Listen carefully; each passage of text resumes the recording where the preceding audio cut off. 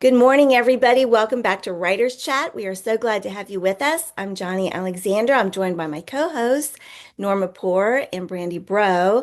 I'm going to turn it over to Norma to introduce our very, very special guest today. Well, good morning, everyone. So glad to be here and so excited for our guest. She was with us last week talking about screenwriting, and today she's going to do some live critiques for us. Eek. And that special guest is Zena Dell Lowe. Hi.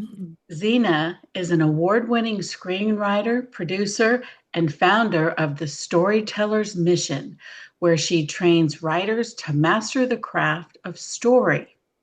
With decades of industry experience and credits spanning film, TV, and stage, Zena is known for her practical, entertaining approach to teaching. Her hands-on workshops give writers of all levels the tools and confidence to bring their stories to life. Zena, we are so glad to have you. And with that, I'm going to say, take it away. Wonderful. Well, thank you so much. I'm so happy to be here. And I only had two scripts that were submitted. So if you're not one of the ones I critiqued today and you think you submitted something to me, I did not get it. So be sure to reach out to me and I'll get you a critique. But today we're looking at two very different scripts. By two very brave writers. Yes. And I'm very proud of both of them for submitting. And both of these pieces explore the human condition, but in completely different ways.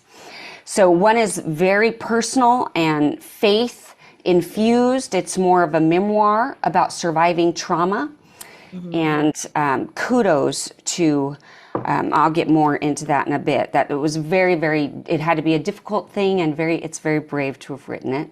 And the other is more like a slice of life family vignette that's full of love and I call it Oreo crumbs, just moment of delight. And a little bit more humor infused. So my goal today isn't necessarily to give notes. Although I will give some notes because I can't help myself. But it's really to help us all learn how to experience how to write a screenplay, right? But also how to turn it into a story that suits that particular medium. So we're going to start with Daddy's Girl by Christine Emick. Okay, we'll start there. So now I've got to share my screen and hope that you guys can see it. Okay, sharing my screen. Here we are. See it? Okay. Yep. All right, Daddy's Girl by Christine Emick. And for the record, I will say this too. The formatting is incorrect. But that's because you don't have final draft. You don't have the appropriate screenwriting format. So I love that you did the best you could, Christine, with what you had. If I could actually get you, Christine, can you turn on your video so I can see your face?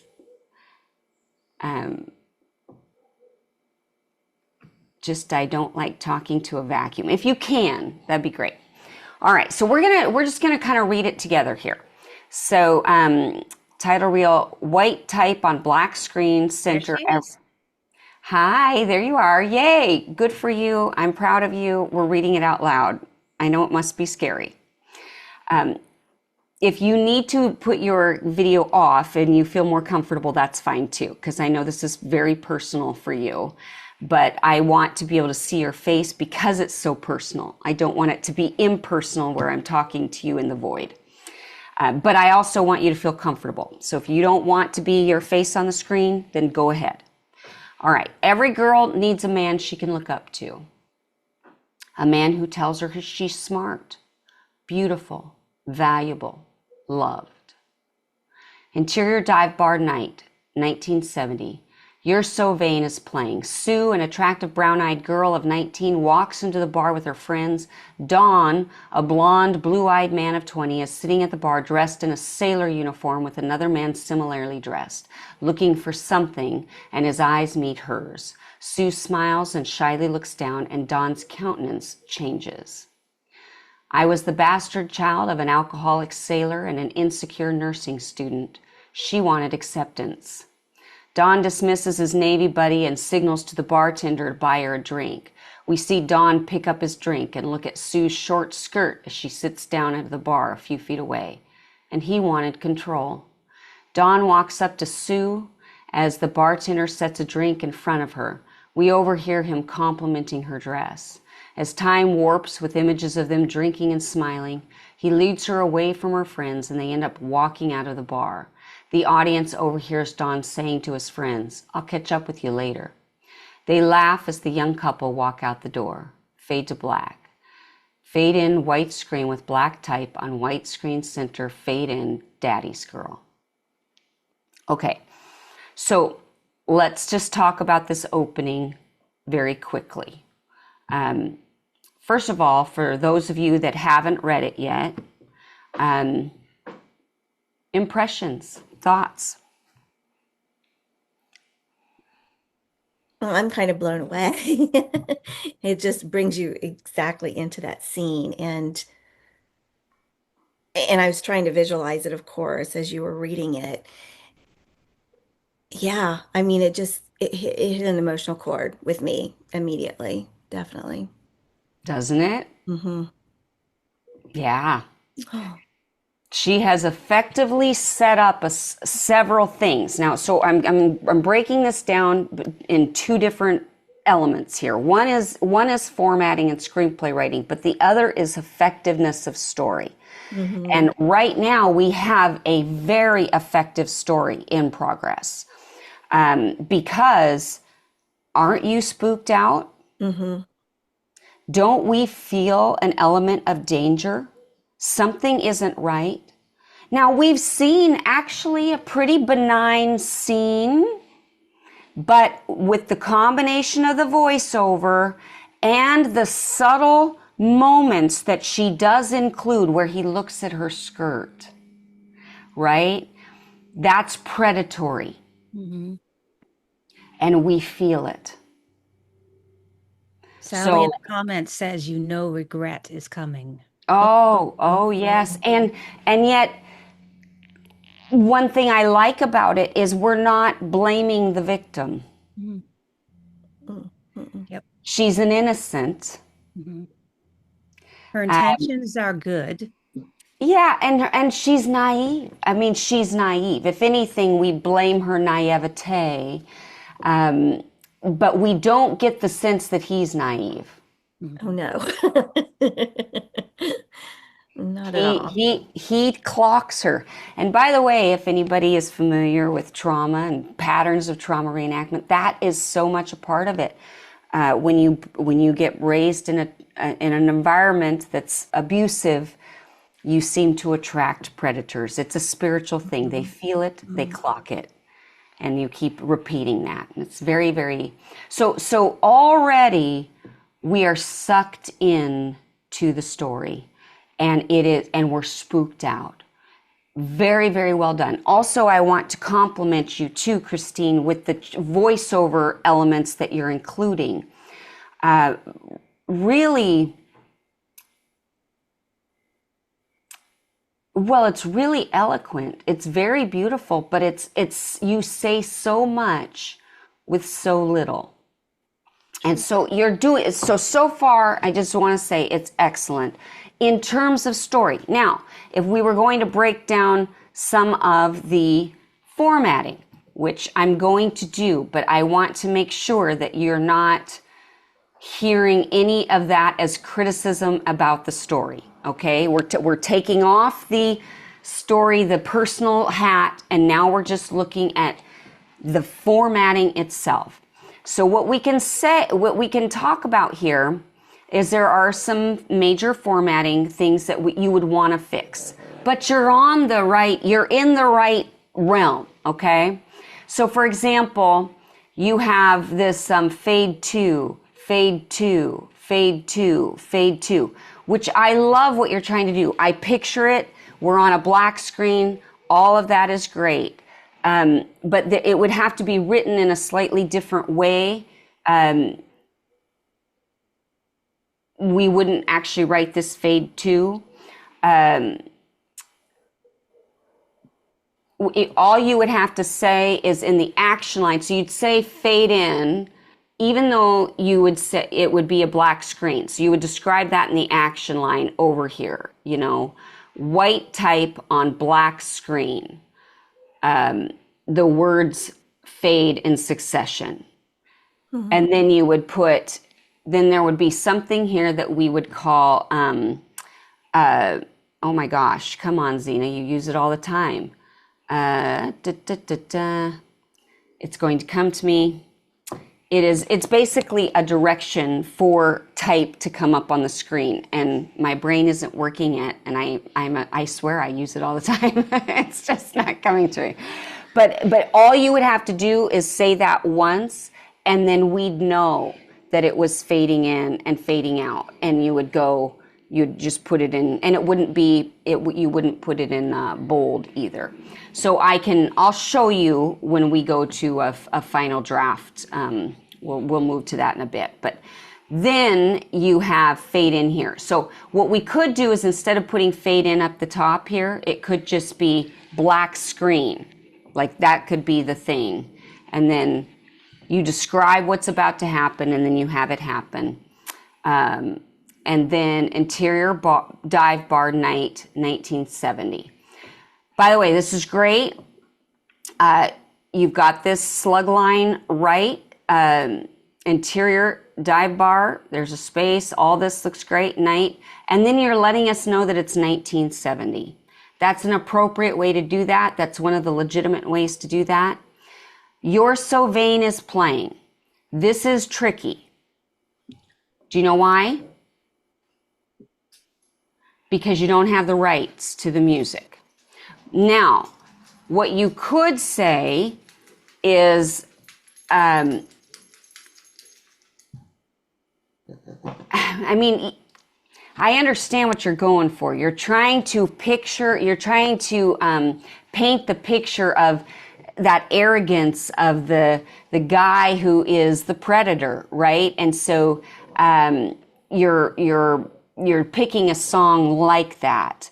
And maybe that's all you would have to do. A song like You're So Vain is playing. I mean, you could maybe say that. But in here, I would almost say you could keep it, knowing that they'll probably, they have to get the rights. I mean, because I get what you're going for. Sue, an attractive brown-eyed girl of 19, walks into the bar with her friends. Her friends would also need to be capped because they have to be cast. Then we would actually skip a line and have this be the start of a new paragraph because it's a new shot. That's a good rule of thumb. New shot, skip a line. So we go down here, Dawn.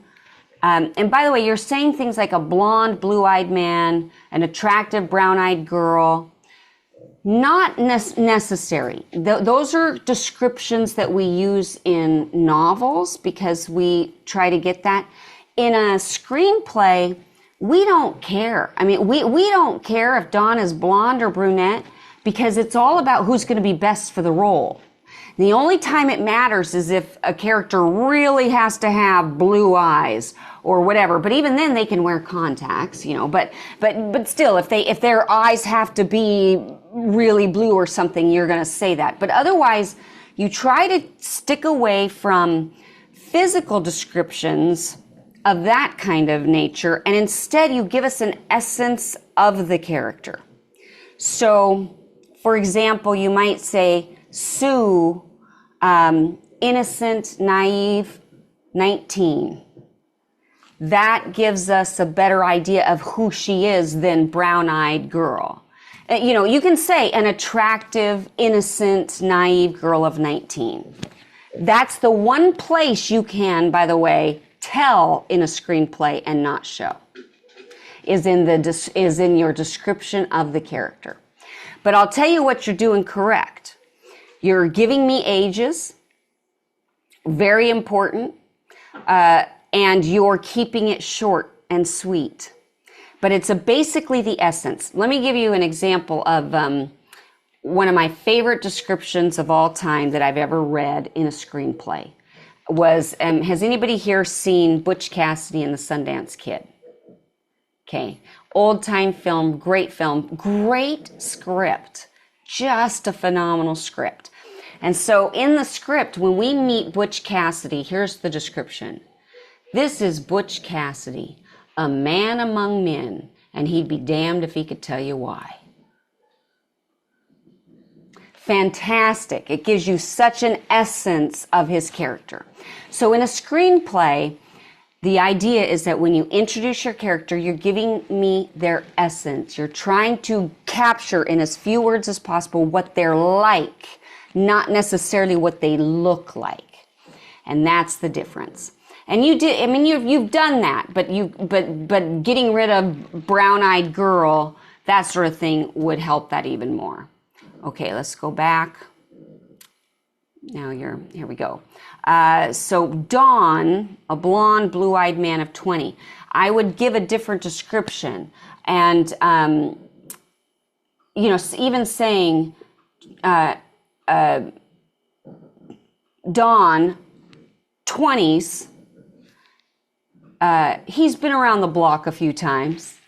You could say something like that. It's something that indicates predatory, or even something like a sparkle in his eye, or a smile on his face, but it doesn't reach his eyes. You can be descriptive like that, where we're getting the essence of him. This is a small thing, but it is powerful. A lot of times we see a lot of this is sitting at the bar, is playing, things like that. But you can get rid of words and make it sharper by saying sits or plays. You're so vain plays over the speakers. Dawn, 20s, a sailor. A sharply dressed sailor with a smile on his face, scopes the room as he slouches at the bar. You can even find better word choices than, it's all about powerful word choices. So you look for ways to sharpen the language. Sally said not his first shore leave. There you go. It's not his first shore leave. There you go. And then you have with another man similarly dressed. Again, you can keep that even shorter,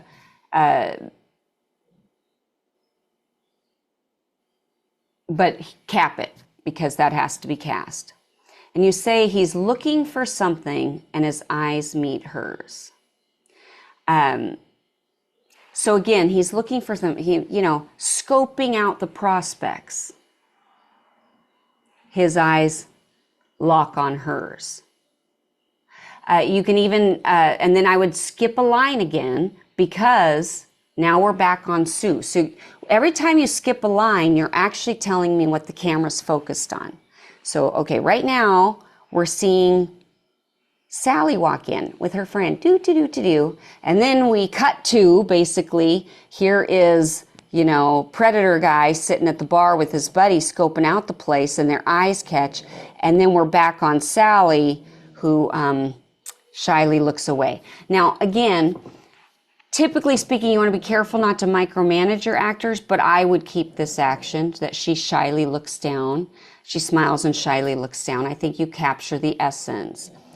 I love, and Dawn's countenance changes. Love it. Love that.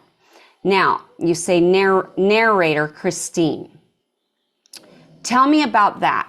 Why are you, is Christine a character or can you turn off you're on mute? Yeah, I tried to unmute before. Oh. We got you. Well, now we're missing you again. I think I'm automatically muted. Anyway, so the narrator is Christine. But we haven't met Christine yet. We have not. Okay. Okay. Well, okay. Good. So I like that.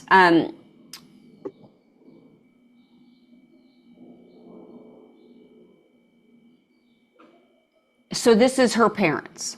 Yes. She is describing her parents and how they met. Yes. Okay. Now, one thing in terms of course, the formatting here is there shouldn't be a space. Okay. It goes right up against this. Also, narrator Christine, you're going to actually have another parenthetical here that says VO, voiceover. Because if the narrator doesn't have a VO, it tells me that she's in the scene. Very subtle things, and we can't have that. Also, you wouldn't have anything in bold. Get rid of anything bold. You never have any bold on the page. Like that happens during the production process, but writers won't have anything bold. Okay. So the other thing is you said nursing student here. I would actually say when we meet Sue, could she be in a nursing student? I mean, is there a nursing outfit, or is she a candy striper, or? She was a candy striper. Yeah, she is in nursing school at this moment. And she could be just stopping at the bar after class. Yeah, that would be all right. And in the early 70s, the nursing outfits were very particular. They had the little folded white hats and Yeah. So I'd have her in her nursing uniform. She's here after work with her friends so that we see right away she's a nursing student. Okay. Okay. I was the bastard child of an alcoholic sailor and an insecure nursing student.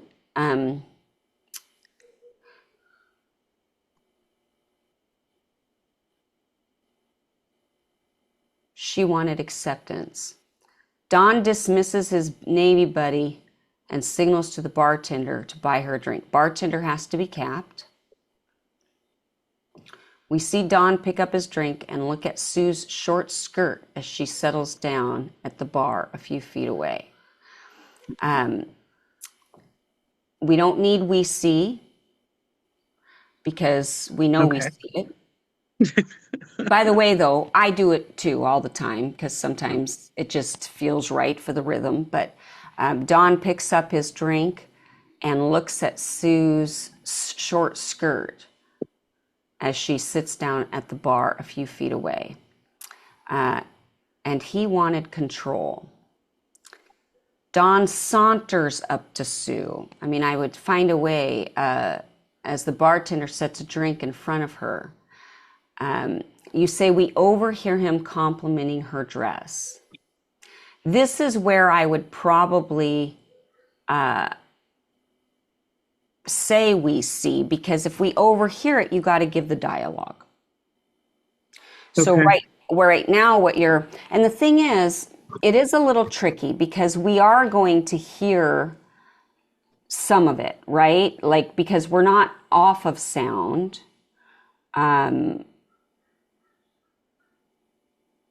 So it is a little tricky.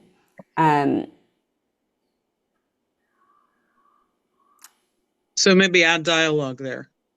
Maybe, or if you don't want to add the dialogue, I would say,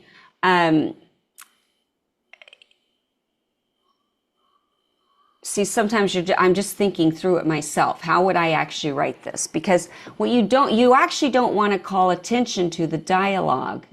It's almost more like he compliments her dress, and we see as they as he engages her in conversation, you know? Okay, so what we could do is we could tell the audience that he actually touches her dress. Oh, sure. Hmm. So there's an action, but there's no I really didn't want the dialogue You to don't be want the thrown dialogue. And in. that's what I Yeah. thought. Yeah. So I love that. Like, Well, they're in a bar, so it's loud and there's music playing. It's Mhm. conceivable that what he's saying could not be discerned. or Yeah. he and you could have him lean down and whisper something into her ear. You could have him and she looks shocked, you know. So we're actually on purpose not hearing his dialogue, and she blushes and looks down. Maybe he, you know, let's show his predatory behavior. What if he a lock of her hair falls forward and he takes it and puts it behind her cheek? I mean, that's very forward behavior for just having met somebody. He slides the drink closer to her. She takes a timid drink, you know, sip. There's things you can do so, because I like what you're going for, Christine. I like that we're not actually, because it's not a relational. See, dialogue implies relationship. This isn't relational. This is Yeah. predatory behavior. So I liked how you're insinuating that without, so we don't hear him complimenting her dress. Maybe he puts his hand on her leg, and maybe we see her pull her skirt down a little bit more, but she doesn't turn away. You know, he slides his, whatever. But you can find those actions, like find the actions without any dialogue. I think that's a great idea. And then you say the audience overhears Don saying to his friends, and I don't know if we need that then. You say as time warps. Okay, so let's talk about that. So here's what you could do. If you want to show that there's passage of time, is that what you're trying to do? You're trying to show us that the evening goes on. This could be a series of shots. You know, it could be or it could be even an effect. Time warps.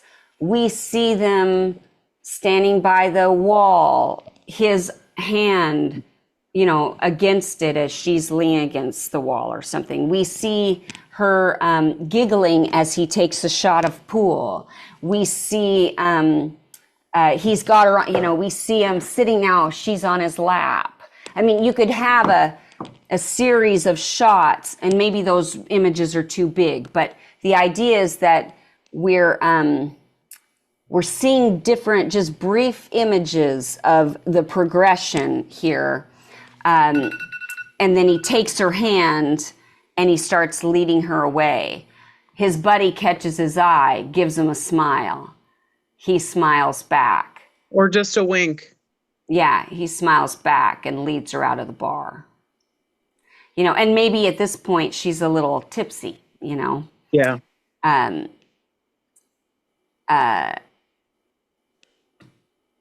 Sue lets him lead her out the door. Is better than the young couple. Young couple implies happy. And I would keep it to the friend, you know, his friend laughs as Dawn leads a slightly tipsy Sue out the door. Fade to black, and you don't need fade in white screen with black type on white screen center fade in. You don't need that. That's too much. Okay. Fade to black, and this would be what you would do right here is titles in all caps and then Daddy's Girl. Okay, all of that is excellent. It's very visual. It's very cinematic. Okay, some little tweaks to make it even more cinematic, but it's great. All right, you're on the right track. Now let's go. And you say title reel 2. Get rid of those. I don't know what that means. Okay. Okay. You don't need that. I think you're thinking it's just kind of the new scene, but we know that from, you know, insert titles, Daddy's Girl. This is actually 2 different beginnings. One was the first idea, the second title reel 2 was the second idea. I see. So you are actually going for these are teasers. So that's Yeah. the end of that first teaser then. This is just a Yeah. commercial for your movie. Yes. Okay, I gotcha. Okay. All right. Well, that's different then. So I got it. I got it. You can keep that then. Okay. Nevertheless, you would start here. This would be centered because this is the name of it. And then you'd still do the fade in because it's a brand new thing. And you'd still want to give us, remember, we go from slug line to action to dialogue. So you'd still want to give us the slug line in this case would be the fade in or black screen, um, you know, gosh dang it, what is that? I'm so sorry. I mean, I use it all the time, but I'm blanking. I'll have to find it in a minute. Okay. Okay. That's where I'm getting Halfheimers. I apologize. All right. Narrator, Christine, and then again, off screen or VO. There are many, many awful people in the world. And then you say insert, I think you mean montage, not Montag. Sorry. That's all right. That's all right. Of Sue getting slapped in the face, 4-year-old Christine getting beat in the middle of the night, coffee cup hitting the wall, Don saying, "You worthless piece of," Don cornering and punching Christine in the stomach, Don throwing infant TJ down on a bed in a camper and hitting his head on the wall, Don whipping his belt out of his pants in a rage, Don throwing a dresser down on a young pregnant Sue. Okay, so here's the thing. These are very beautiful images. The way that you're expressing them here isn't going to work for a screenplay. Okay. For one, we haven't met these characters yet. So I want to pull up, I'm going to show you, boop, boop, hold on. I want to show you a montage. I meant to have this pulled up and I apologize. Okay. I want to show you what it looks like to do something like this in short order. It's easier for me to show you with somebody, with a different script than it is to necessarily. Okay. So this is called Hens. And this is something I wrote. Sorry. Boop, boop, boop. Give me a second. Here we are, documents, writing, and I'm looking for my hens. So this is a comedy, by the way. It's a totally different feel, but I want to give you an idea of what that would look like. Okay.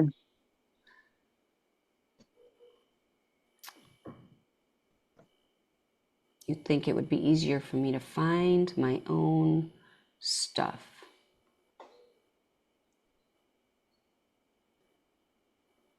Come on, Zena, where is it?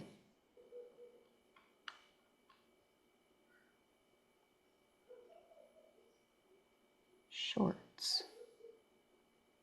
Using the word beautiful for all of that was. Yeah, I know.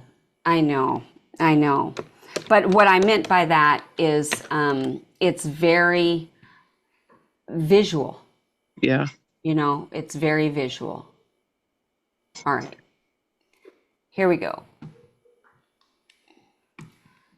We're going to go. Can you see this, you guys? Do you see something that says hens? Okay, hens pilot. All right, so let me show you. Fade in. A voiceover plays over a series of shots. The visuals are stylized, ironic, and full of character. Think Fleabag meets The Marvelous Mrs. Maisel meets Bridget Jones. Zena. VO. Ah, life. It really is the greatest adventure. Series of shots of babies being born, first one and then dozens populate the screen. Pop, one image overtakes the rest. So this is a very stylized piece that I'm writing.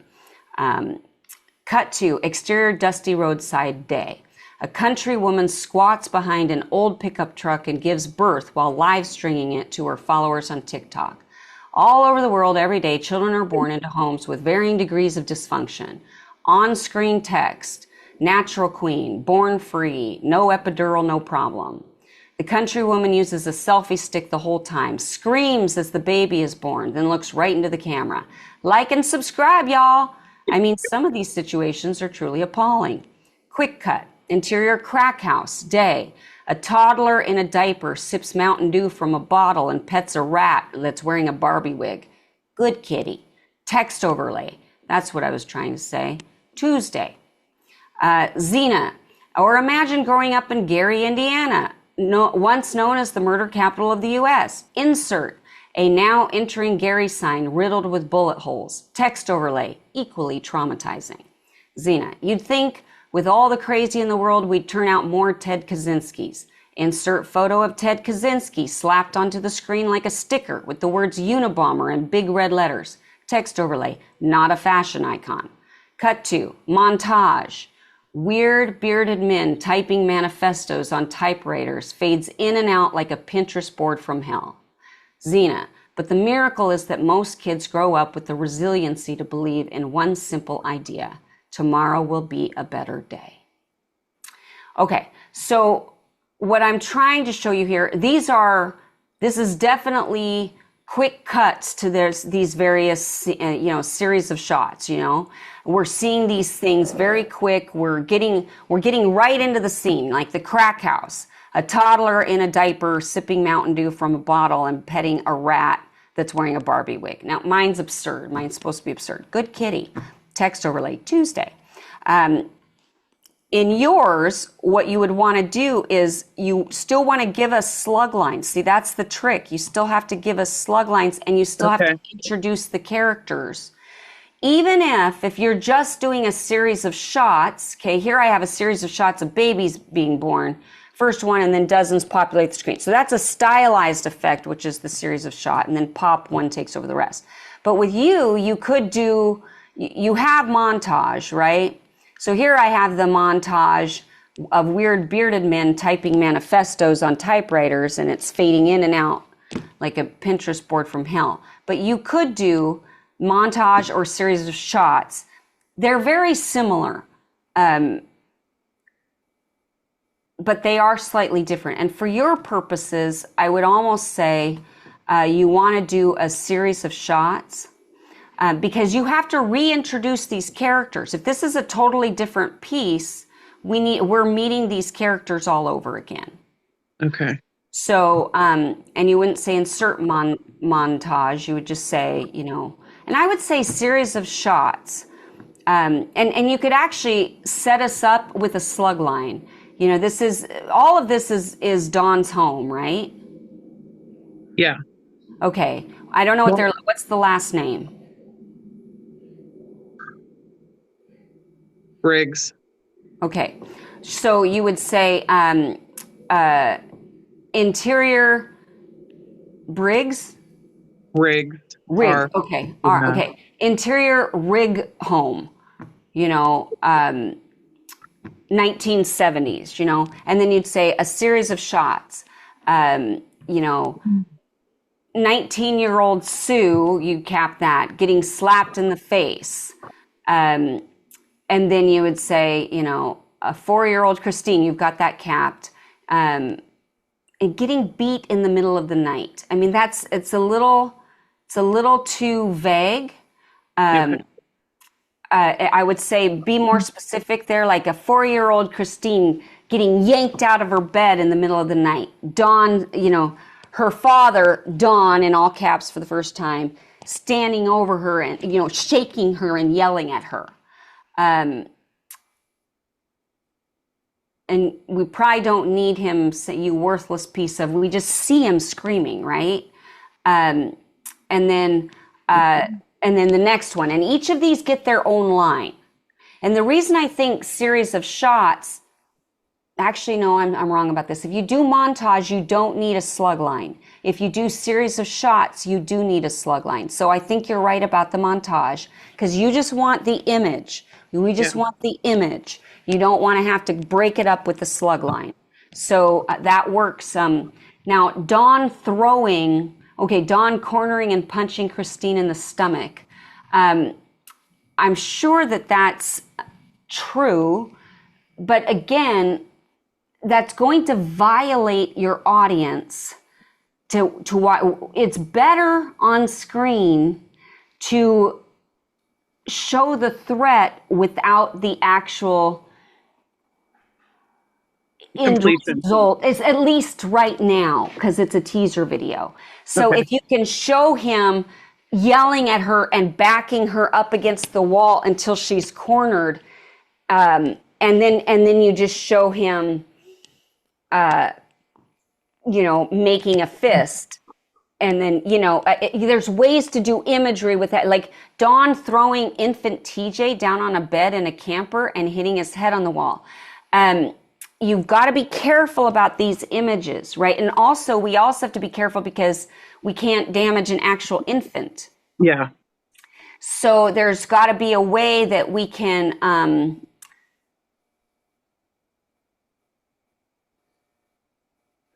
if there's another way to do it where, if you want to show that he's a drunk, Don's a drunk. So, maybe he's drinking a beer as the infant is, on the bed and being neglected, and, the infant fall. I don't know, but you've got to be careful how much you show, or else, of course, we won't have any. It'll just make it more palatable for us. And it's about the threat. Don whipping his belt out of his pants in a rage, throwing a dresser down on a young pregnant Sue. I mean, these are very violent images. And I get that it's true. This is not a good man. But still, the threat of all those things. And even you know what's even scarier than him actually knocking a TJ off the bed and having TJ? It's him standing over TJ drinking and looking at his son. That's more scary to us. Before, like, we don't know what he's gonna do. You know what I mean?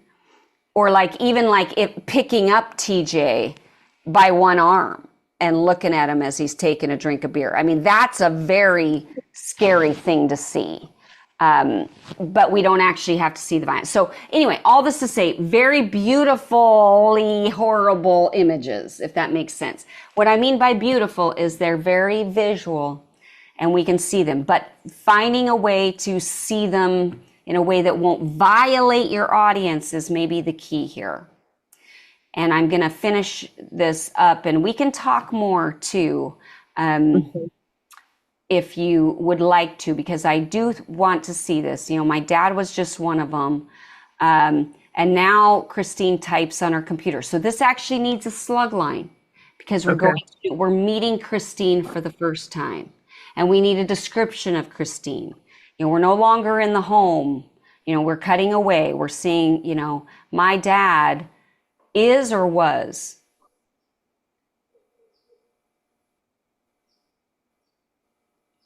What's the story going to be about? Is he in the present tense in the story, or is this all flash? Is this all her past that she's trying to deal? I finally wrote the end, and in the end, he gets counseling, and they go camping together like they did when they were kids. So part of it then. Kind of crazy. That hasn't happened in real life, but. Oh. Okay. So he's still alive when she's writing on this, but that doesn't define who I am. Thank God. Okay, daddy's girl. Okay, so and I would say even here, what you don't want to do is, it's powerful, but here's the thing. We want to see that she's still trying to believe this. It's in process. She hasn't come to this realization yet. Do you know what I'm saying? She's not sure of that yet. So maybe even something like, please God, instead of thank God, but that doesn't define who I am. She's typing furiously and she's looking up, and, she takes, she's having a trauma reaction, and she's, please God. Now we know she's not resolved it yet.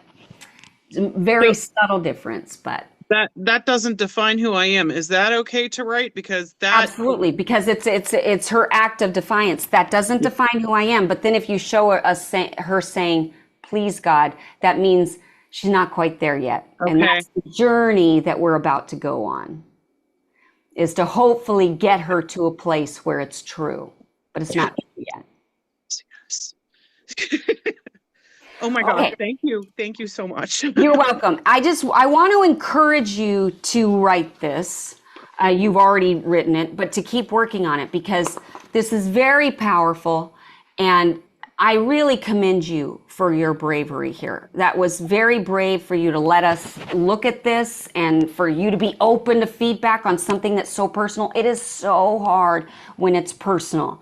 So I'm trying to separate your personal story from just the formatting and what would make the story more impactful. Sometimes the hardest part with autobiographical material is finding ways to express it that aren't true, but are true. Yes. Yes. And I like one of the main concerns I had was these characters are going to be traumatized by the things going on in this script, and I don't want that. Right. And that's the other thing. Well, let's schedule a time to talk more, Christine. Okay. Because this is very, very powerful stuff, and I want to give you some help on how to avoid harming your young actors. Yes. Yes. So we'll talk about that more. So send me an email when this is all over. Okay. And, Thank you. Well done. Thank you for sharing. Thank you. Oh my Yes, God. that was great. Thank you, Christine. Okay. Now we're going to go to the second one. Can we do that? Sure, you bet. Okay.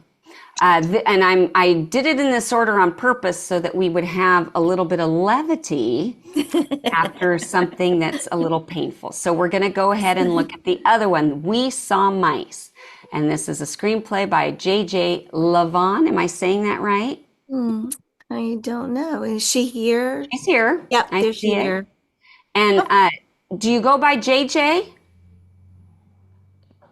Yes, absolutely. JJ Levan. Yes.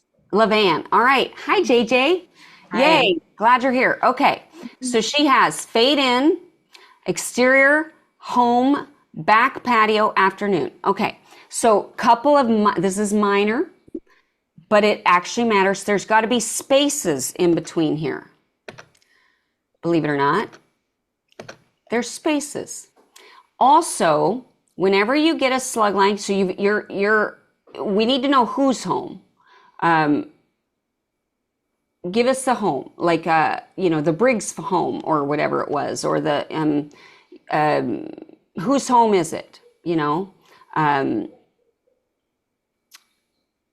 Mom's home, whatever. Mom and Shane's home, whatever. You can find a way to make it specific, even though I know it's a short or whatever. And then also try not to do things like afternoon. Try to do day or night. Because again, remember, the slug line is just instructions for the crew. And all they need to know is if they're lighting for day or if they're lighting for night. So this can be tricky. And the only time that matters is if you're writing 24 and it actually specifically matters the time of day because the lighting changes depending on that. But most of the time, most of us aren't writing that. Now, once in a while, you might have sunrise, sunset. Try not to do that. Your crew will hate you. But nevertheless, if you have to do that. Okay. A 5-year-old with cheeks crammed full stuffs an empty Oreo wrapper into his pocket and brushes his hands together to get rid of crumb evidence. As the child slides the patio screen door open to enter the home, the empty package of Oreos falls out of his pocket and floats down into the nearby flower bed. The child walks into the house and slides the door very nearly closed. Okay, great. So the one thing is, a 5-year-old child, we need that all in caps so that we're casting that. You didn't tell us that it was a child. I mean, we know that it's a child, but that's the name of the character now, 5-year-old child. So a 5-year-old child with cheeks crammed full stuffs an empty Oreo wrapper into his pocket and brushes his hands together to get rid of crumb evidence. Love that. Skip a line, right? New shot, skip a line. As the child slides the patio screen door open, and you probably don't need to say to enter the home, that's obvious from context, the empty package of Oreos falls out of his pocket and floats down into the nearby flower bed. Love that. Beautiful imagery. You could even say, all caps here, floats down. So that implies, if you want it, you don't have to, but if you did that, that means that the camera then is supposed to follow it. It's a way to direct without directing into the nearby flower bed. And then you would skip the line again. The child walks into the house and slides the door very nearly closed. Love that. We don't need this. The patio door remains open by less than an inch. We get that. Obvious from context. Music cue. I Am All Right by Kenny Loggins. Same problem, right? Can't have, so I would say music cue, but even music cue, yeah, you could do that. Music cue, give an indication of the kind of music. Like feel good country music that all is right in the world, you know, whatever. Cut to exterior home, backyard, rear fence, afternoon. Okay, so you've got it. It's a little tricky here. Backyard, rear fence. You must have a specific location in mind. Yeah. Okay.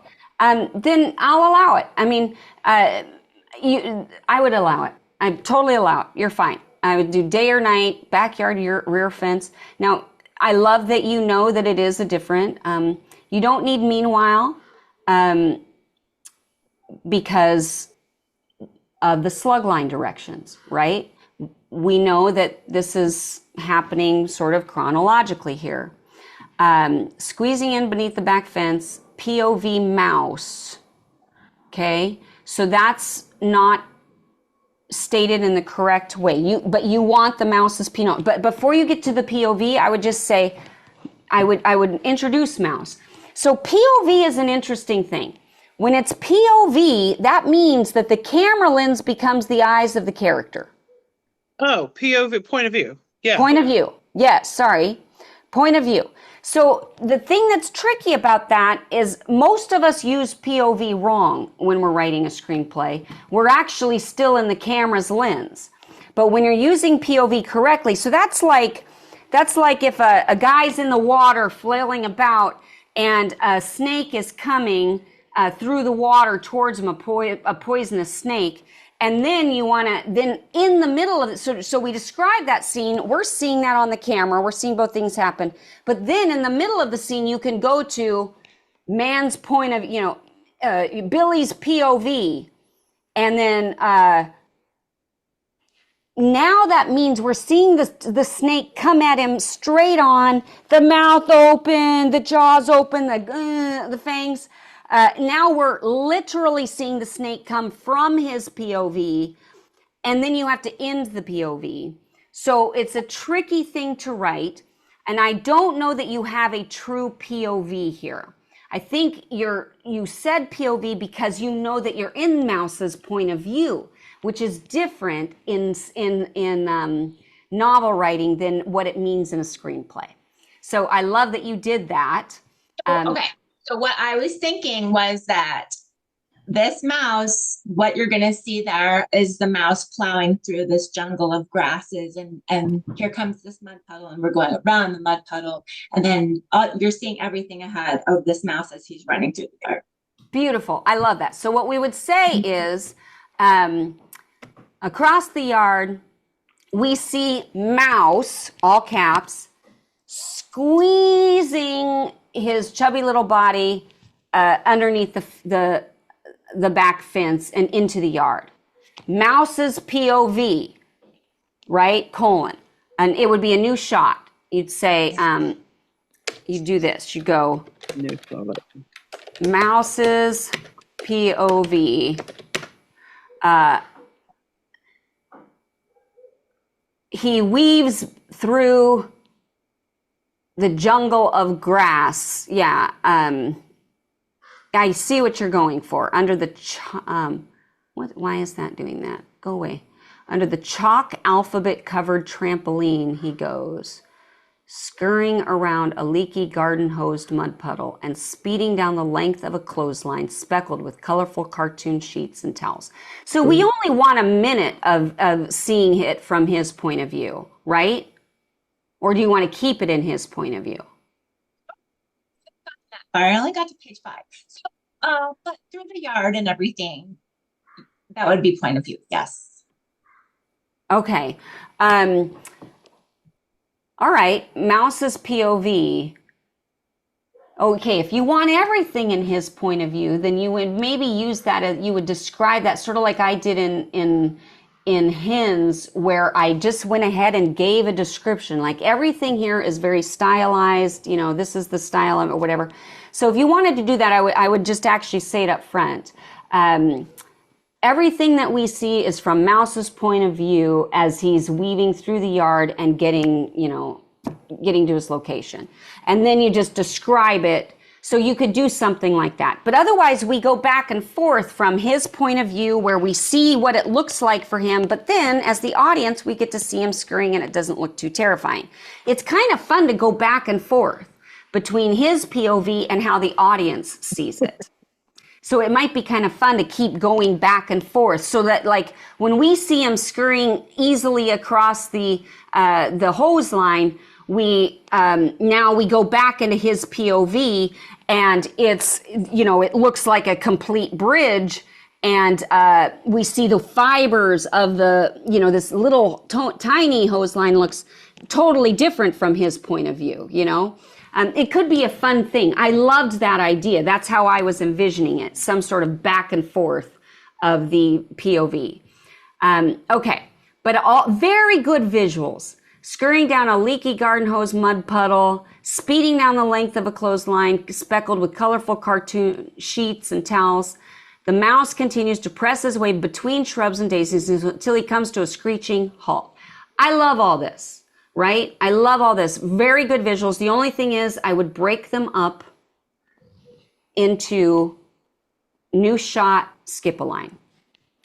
All right.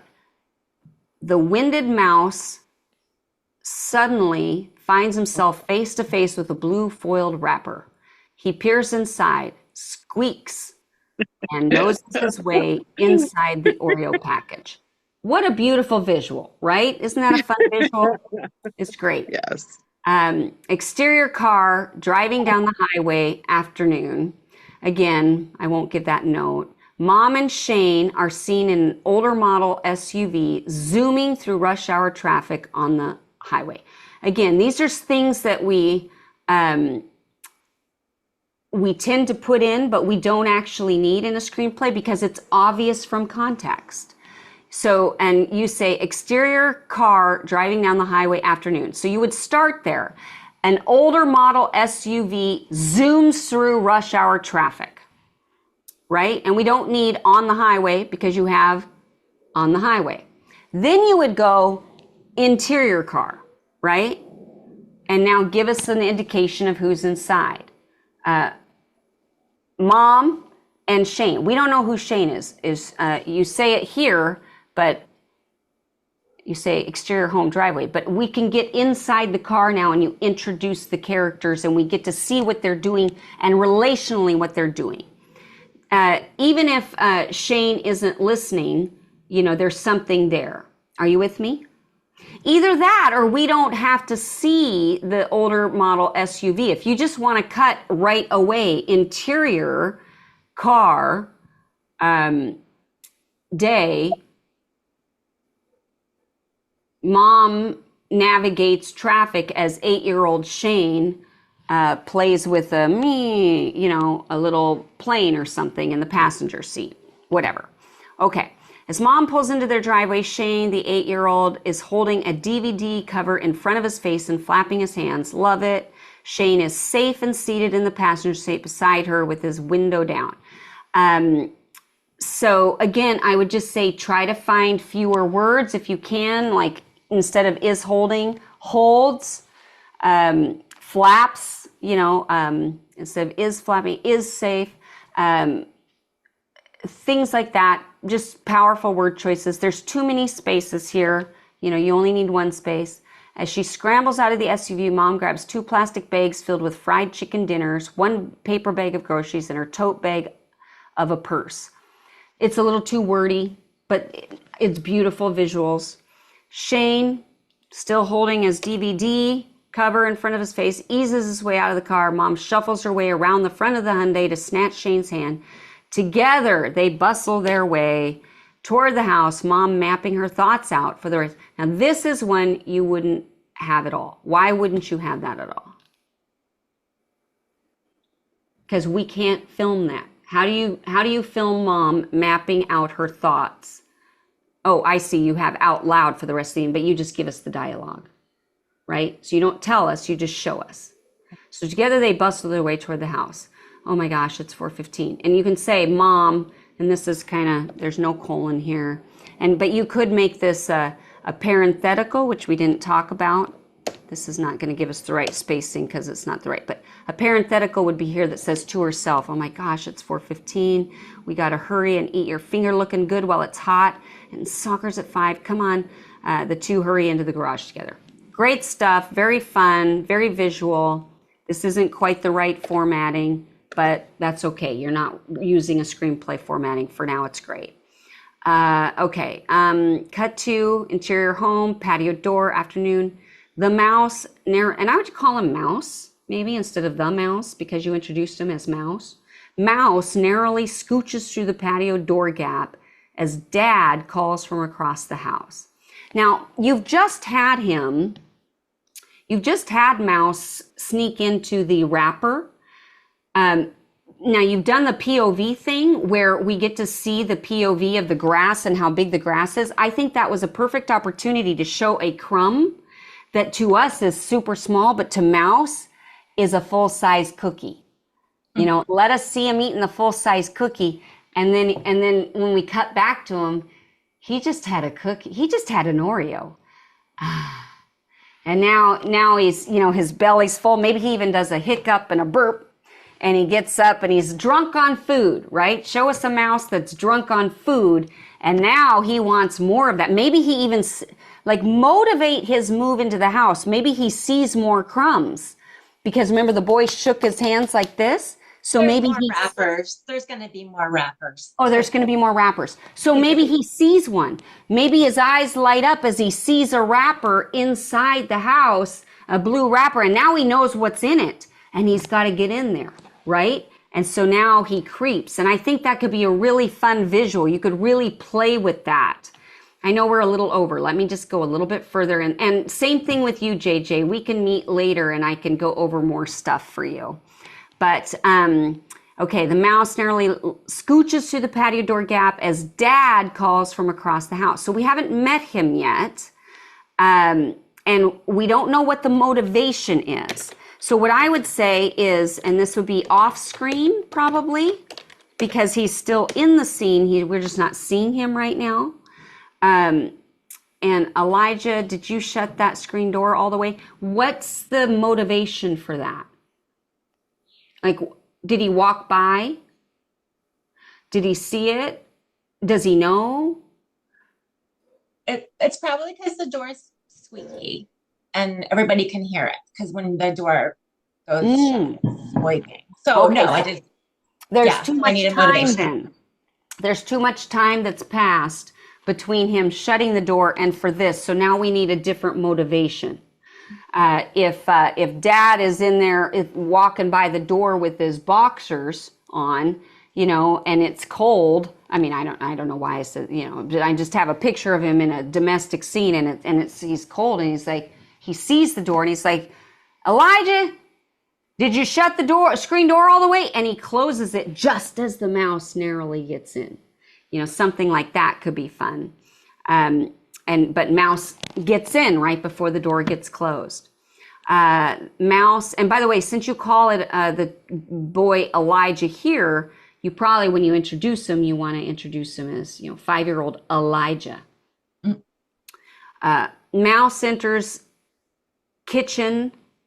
the kitchen, but you don't actually need that because we know we're in the kitchen.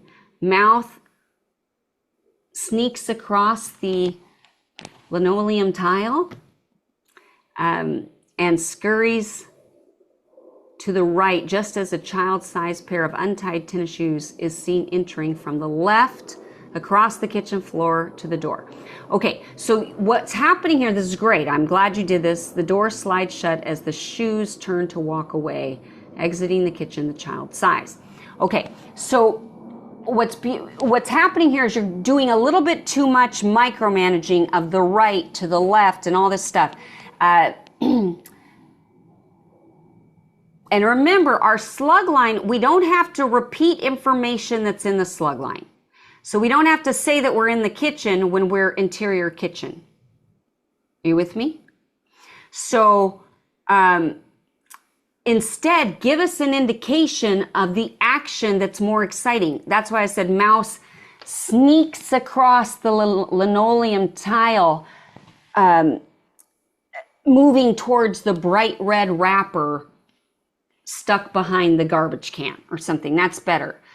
Suddenly, boom! An untied child's tennis shoe stomps, almost a squashing mouse. He squeaks and backs underneath that's more interesting than right and left and that sort of thing. Does that make sense? Now you're creating a dynamic scene and the size of that shoe, because you've established Mouse's POV. See, that's what's so brilliant. It's going to be great. And I think, again, you can go back and say, every time we see Mouse, we show it from his point of view. Everything is giant. It's like the miniature. It's like the Incredible Shrinking Woman, right? I love that. Exiting the kitchen, the child size, a golden retriever. I mean, I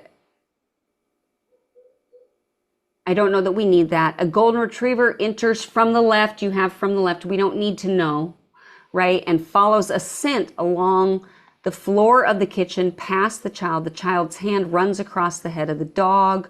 So I would say we want to see the kid now, right? And we're seeing the kid. Why is Elijah sighing? He got in trouble for not shutting the door. So he's just irritated. He's just bothered.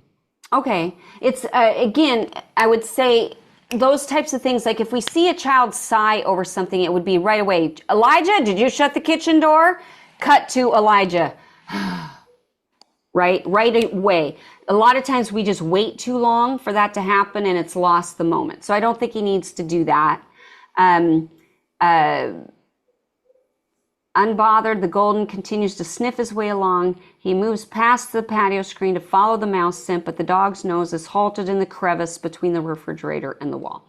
I mean, these are really great visuals. I just think you're overwriting it, so you would want to go back and make it a little shorter and a little bit more dynamic. And motivate it. Like maybe the kid comes in, he almost stomps on the mouse, unaware of the mouse.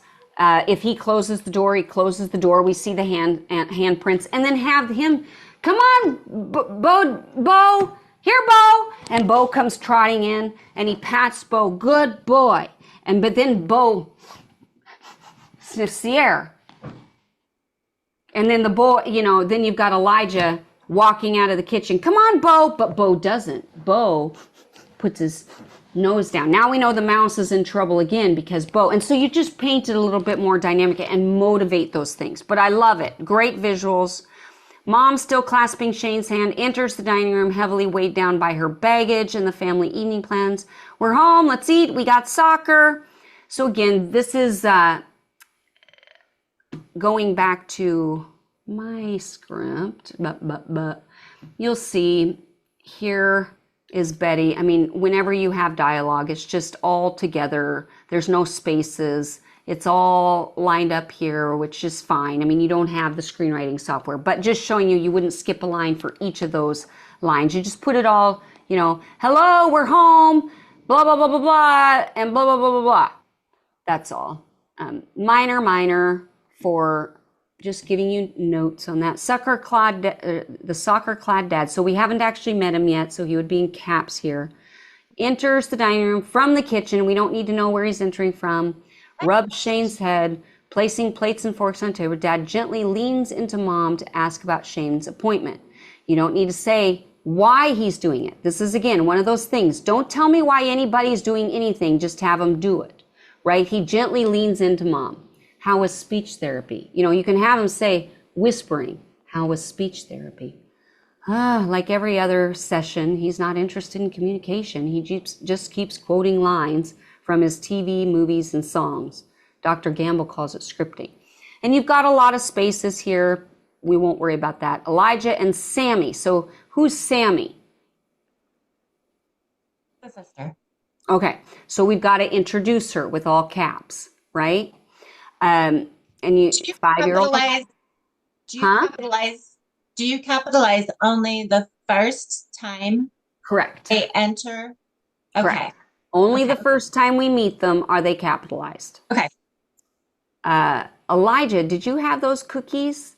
I told you we were going to eat before soccer. Go wash your face. Walks past Sami. Okay. Now, when you introduce a character, this is just a tip for everybody. Whenever you introduce a character, try to give them something that makes them stand out. Like, we want to know Elijah and his sister, Sammy, age, enter, or, instead of even enter, we don't want enter and exit. We want things like, waltz in, run in, things like that. Things that are a little more dynamic. Enter is not very exciting. But give Sammy something, even if she gives a painting to her mom. Oh, that's beautiful, Sammy. And then we show the painting and she shows Dad and it's like something crazy. I'll be sure to put that on the fridge. And the little girl's happy and she sits down at the table. And then Mom notices, Elijah, what is all over your face? I told you we were going to eat before soccer. Go wash your face. And he leaves. Hurry up, I'm starving. Okay, good. Remember also, we always go from slug to action.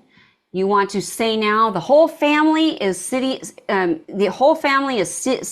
at the table, holding hands, as Dad says grace, and which is, redundant. Lord, we thank you for this food that Mom so kindly brought home to us. Thank you for her. I would say you want to also break this up if you can with images,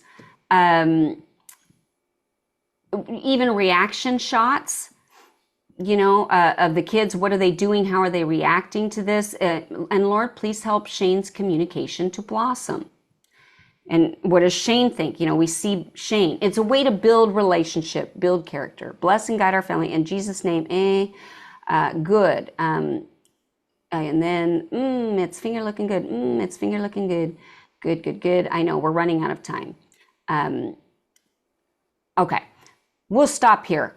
It's great though. You've got a lovely, lovely scene. It's so much fun. It's so familial. It's so warm. And the cutting to the mouse is lovely. And what I would want to talk to you about more is, what is the theme? What are you trying to say with the piece? And how could we build that out more? And then it's just about tweaking it so that you're using fewer words for bigger impact. But the visuals are there. You're definitely using visual images. I can picture this, and it's fun. It's fun. I like this family. You've done a really good job of introducing a bunch of characters in a short amount of time, and I like them. And for the most part, I have an idea of who they each are in a very short amount of time, which is very hard to do. So you're doing it. Sammy, I think, was the least drawn, if you will. But that would be an easy fix. What's her weird thing? Give her a quirk. Give every character a little quirk. And I think that it's a really lovely piece, and I'd love to see it even get made as a little short film. So JJ, I pass the same invitation to you on. We can finish talking about it so that you can do a rewrite and we can get it into shape so you can actually make it. But both of these were just really, really totally different, but very, very interesting stories that had a lot of good visuals. Both of the writers did a great job of creating visuals to work with, because that's primarily what we have to work with. The formatting would need a little help, but not much. I mean, both of you were thinking really well like screenwriters. I was very impressed. I enjoyed both of them very, very much. So thank you for submitting, and we'll continue talking about them. Hopefully that helps a little bit. Hopefully those watching learn a little bit about how to write a screenplay from these critiques too. And thank you to these bold people for being willing to share their work out loud with the rest of us. Yay. Yeah, absolutely. Because it's hard enough to send your stuff into a contest where you're being judged anonymously and no one's actually talking to you face to face. For you both to do this is tremendous. And thank you for it does take a lot of courage and we appreciate it. And Zena, people have said in the chat how just fascinating, even if they're not screenwriters, interesting this is. For me, it's the attention to detail. It's like looking at I write novels and I think I pay attention to detail, but I don't know that I pay this kind of attention to detail. And it's just really amazing to see how you have to just have this different mindset to write screenplays. Yeah. Yeah, economy of language and Yes. powerful word choices. Yeah. Make it Yeah. as visual as possible and as few words as possible. It's fun, but it's a challenge. Yeah, it is. Well, thank you. Thank you so much. We do invite everyone to stay for the after party. Next week, let me double check here real quick because I want to make sure I say it right. Here, I got it if you Oh, want. go ahead then. Yeah, Great. we have Paula and Maya Miller coming from Literature and Latte South Dakota Book Event to talk about book festivals. Yeah. So, a very different kind of topic for us, but Melissa, who's not here today, went to the book festival and was part of it. So it's going to be really exciting to see what they have to tell us about that whole kind of event, attending one and participating in one. So, we are here every Tuesday morning, 11 o'clock Eastern, 10 o'clock Central. We do invite you to join us if you're watching the replay. We'd love to have you be here while we're recording.